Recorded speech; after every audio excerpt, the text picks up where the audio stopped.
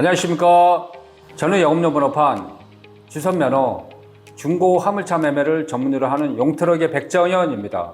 저희가 영업용 번호판을 거래를 오랫동안 하다 보면요, 운송사업을 그만두고요, 집에서 쉬든 아니면 다른 일을 하든 그렇게 하다가 다시 운송사업으로 다시 돌아오신 분들이 의외로 많이 있습니다. 제가 그 며칠 전에 겪었던 두 가지 일을요, 정리를 해가지고 좀 설명을 좀 드릴까 하는데요. 한 분이 6개월 전에요, 몸이 좀 안 좋아가지고 폐렴 수술을 했습니다.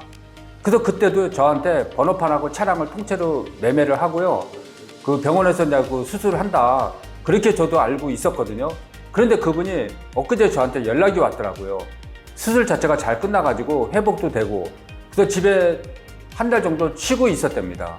그런데 한 달 정도 집에서 쉬고 있다 보니까요, 쉬는 게 아니라고 하더라고요. 도저히 갑갑하고 숨이 막힐 것 같아가지고 집에서 못 놀겠다, 다시 운송 일을 좀 해야 될 것 같으니까 남바하고 차량을 다시 좀 알아봐 달라고 저한테 연락이 왔는데요. 그분은 또 집에 가족들이 그렇게 반대를 한답니다. 사모님이 하는 얘기가요, 다시 운송 일을 한다고 했더니 그럴 것 같으면 집에 나가서 하든지 아니면 이혼을 하고 운송 일을 좀 해라, 그렇게 격한 감정을 가지고 얘기를 했답니다. 그런데 그 사장님은 가족들을 며칠 동안 잘 설득을 해가지고 다시 지금 그 차량하고 남바를 달아가지고 일을 좀 하고 있거든요. 또 한 분 얘기를요, 어떤 예냐면요, 그분도 운송 일을 오래 했던 분입니다. 그런데 차량에 문제가 있어가지고 AS를 불가피하게 받을 수밖에 없는 상황에 처해졌거든요. 그런데 수리가 한 20일 정도 걸린다고 하더라고요.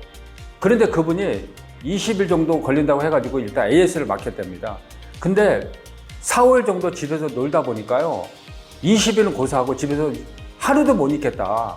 그래서 그분이 그 AS를 안 받고 기존의 차를 그냥 있는 그 상태에서 매매를 해버리고 다시 그 원하는 중고 같은 새 차를 구입을 했거든요. 그분도 하는 얘기가요, 집에서 한 일주일 정도 쉬다 보니까 숨이 막히고 답답해가지고 못 견디겠다고 그렇게 얘기를 하더라고요.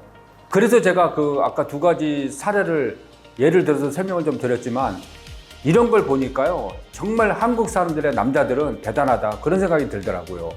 그리고 또 한국 사람의 남자분들이 가족들을 부양하기엔 성실함이 어때 몸에 배어서 나오는 행동이 아닌가, 그런 생각도 좀 들고요.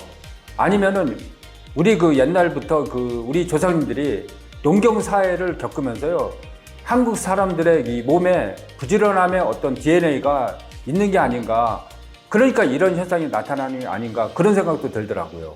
오늘 영상 촬영은 여기까지만 하겠습니다. 고맙습니다.